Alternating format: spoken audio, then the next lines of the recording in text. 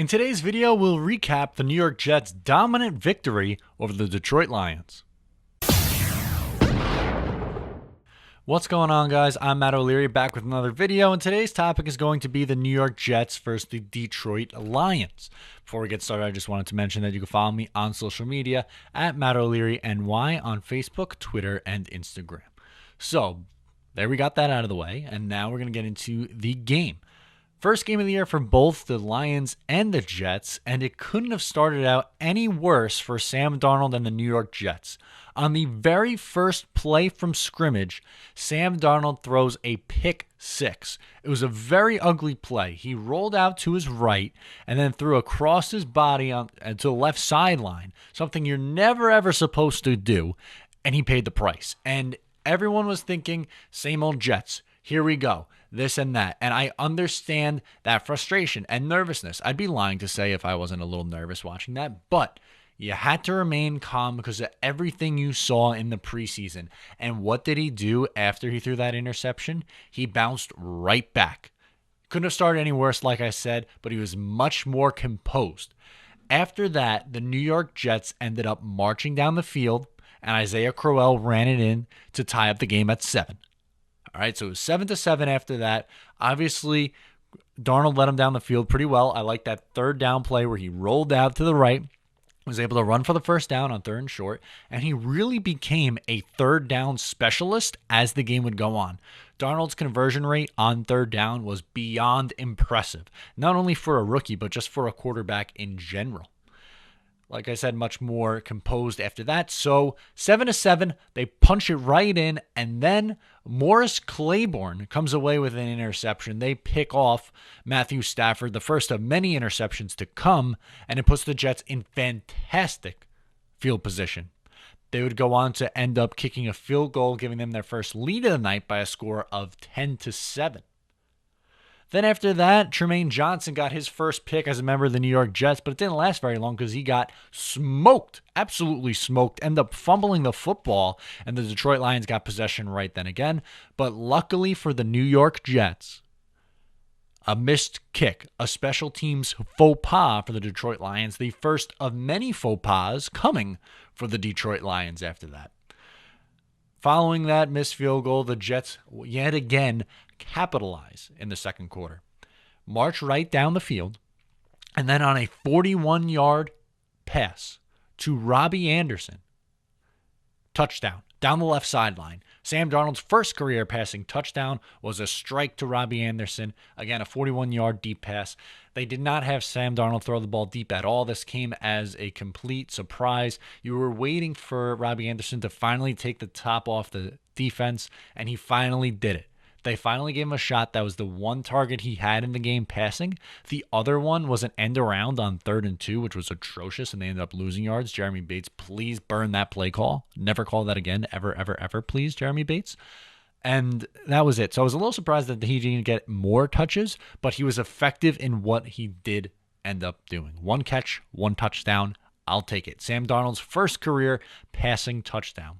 It ended up being 17-10 at halftime.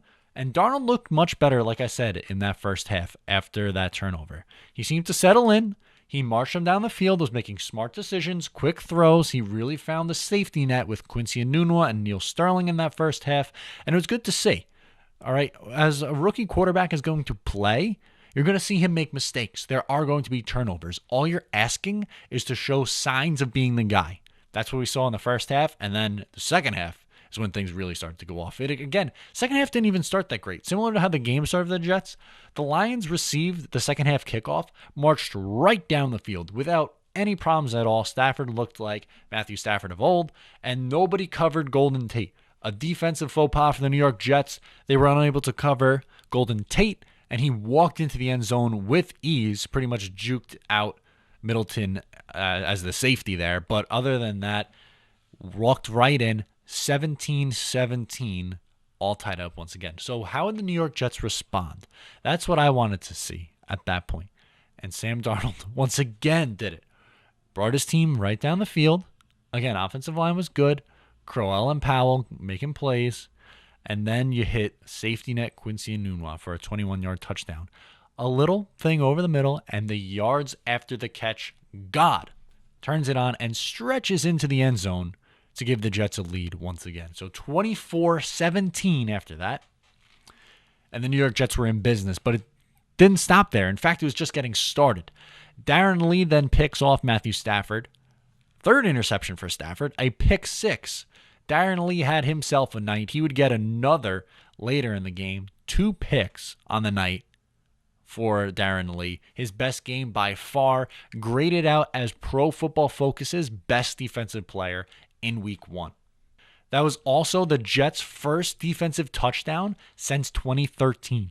5 years. So now that we mentioned long droughts without a touchdown, let's talk about special teams. The Jets' special teams has been pretty much been atrocious since 2011. And Andre Roberts with a phenomenal day returning punts and kickoffs. Phenomenal. He looked like Brad Smith back there. He really did. He returned one.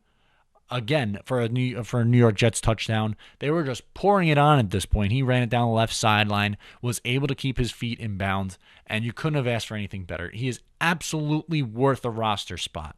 Chad Hansen and even Ardarius Stewart, when his suspension is up, are not going to play a role on this team. The Jets have actually 4 quality wide receivers. They're not top of the line, but as a collective group of 4 guys, they are good. And then Roberts as the 5th, phenomenal.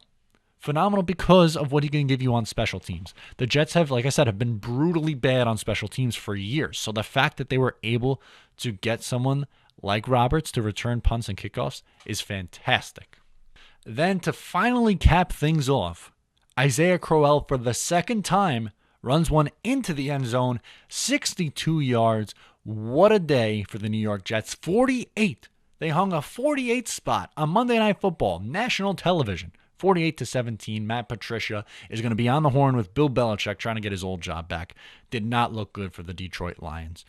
So there you have it. Those are the highlights. Now I'm going to get into the pros and cons, the good and the bad, and the ugly from this game, from the Jets' perspective. Of course, I'm going to start with the good, and the guy that everyone is talking about, which is Sam Darnold. He was very good after he threw that interception. 16 of 21, 198 yards, 2 touchdowns, and a pick. Almost 200 yards in his passing debut. If they weren't up by 31 in the second half, he probably would have eclipsed the 200 mark. Again, the turnover was brutally bad, but he learned from it. He was resilient. He was able to extend plays with his feet. He was very accurate. He had a 76% completion percentage, which is out of this world. He had only 5 incomplete passes. 5. The Detroit Lions had 5 interceptions, and we had 5 incomplete passes from Sam Darnold. Incredible stuff out of him. Isaiah Crowell was very good in his Jets debut. Over 100 yards, 102 yards rushing, and 2 touchdowns. Bilal Powell, just a workhorse, man. 60 yards on the ground, and he, again, was great in the passing game, picking up blocks for Darnold. It's little things he does so well, why he's so likable. Ground game, very good, something that they struggled with just last year. Again, the 2 big wide receivers were good. Quincy Enunwa, 63 yards and a touchdown. He really, I think, is going to be the safety blanket for Sam Darnold this year. Robbie Anderson only had that 1 catch, but it was a big play. That's what he does. He extends the field, big play capability. It worked out perfect as Darnold threw his first touchdown to him, 41 yards receiving for him. Neil Sterling, I thought, looked very good as the tight end. He had 3 catches. Overall, him and Tomlinson, I think, are an okay tight end pairing. You don't necessarily have to have a Zach Ertz or a Rob Gronkowski as your tight end. You can get some value here, and the New York Jets seem to have just that. Defense, again, they created 5 interceptions. They had just 11 all of last year, so that is a vast improvement, especially on a very good quarterback in Matthew Stafford. I know the Lions might be mediocre this year, but they were 9-7 last year. They have expectations with a new head coach, so the fact that they went into their building and beat them that badly on Monday Night Football. I mean, how many times as a Jets fan have you been utterly embarrassed watching your football team on a nationally televised game? I could think of countless off the top of my head. The Colts just a couple of years ago was brutally bad. The Patriots, the butt fumble game, the game in 2010 was brutally bad. There's so many instances where you could say, wow, this team really blew it in a big moment where the whole country was watching. New Jets culture. This team is changing its culture with Sam Darnold and Jamal Adams. That's another guy that I want to talk about. He was phenomenal. He had his first career pick, like we mentioned. He was a monster at stuffing the run. One of the first plays, LeGarrette Blount tried to run, and it was a loss of 7 because Jamal Adams got into the backfield extremely quick. He's good at stuffing out the run, even laid a fantastic hit on somebody. I think it was Marvin Jones when they were up by 31 points. He could have been quitting easily at that point, but no. He's just an absolute workhorse, and he crushed them on the goal line. Overall, I thought the offensive line was pretty good too. This is probably going to be one of the weaker spots on the Jets team. And it certainly helped that Ziggy Ansah left with an injury, but they were pretty good. They had 2 sacks against Sam Darnold. He held onto the ball a little bit too long at times. Again, that's something that a rookie quarterback is going to struggle with, but overall, they were good run blocking and pass protecting. So I'll sign up for that any day. On 3 punt returns, Roberts had 137 yards. 137! The days of Jeremy Curley fair catching everything are gone, and Roberts seems to be sure-handed. Jim Leonard was a pretty good punt returner. Brad Smith was a pretty good punt returner, but again, that's 7 years ago now we're talking about. The Jets special teams utterly atrocious for nearly a decade, and now they finally have someone who can be capable and good, and is absolutely, like I said earlier, absolutely worth a roster spot. When you have a 15-3-man roster, absolutely worth it. I could care less about Chad Hansen. I could care less about our Darius Stewart. They're afterthoughts at this point. You have to be good on special teams as a 5th or 6th receiver, and neither of them are. Give me Andre Roberts any day of the week. Now I want to get into the bad. Before I get into the bad, Darren Lee. Again, I want to mention you again. I've been hard on Darren Lee. I said he can't cover anybody. He had 2 picks, 2 interceptions, and was very, very good. Like I said, the highest rated defensive player by Pro Football Focus in week 1. First couple of things for the bad. First play of the game, Sam Darnold cannot make that throw. We talked about it at length in this video, but he cannot make that throw. He will learn from it. He will be better from it, and he showed that he was resilient. I'm not worried about him at all. Clock management. In the first half, they took way too many timeouts. Have to be better, have to get to the line quicker. That's on the coaching staff. Absolutely is. Todd Bowles has not been the best game or clock manager, something I want to see him work on. They let Detroit march down the field a couple of times. One was at the end of the first half, got a field goal, and the second time was the opening drive of the third quarter, and Golden Tate was left wide open. Just button those things up, heading into Miami, and you're in good shape.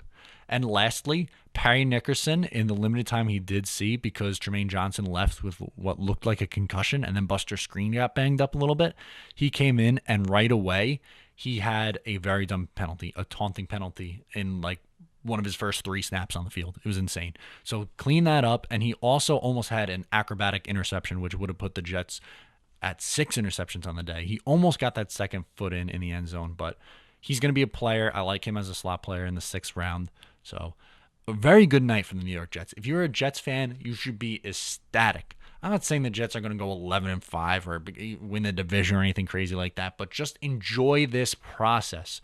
We deserve it. You've probably watched Brooks Bollinger play quarterback. You probably watched Quincy Carter play quarterback. You probably watched Matt Sims or Tim Tebow on everything that we've been put through in the last 40 years. You deserve to walk into work with your head held high today. I'm Matt O'Leary. Be sure to follow me on social media at Matt O'Leary NY. If you like the video, please give it a thumbs up. Subscribe for more content, and I'll talk to you next time.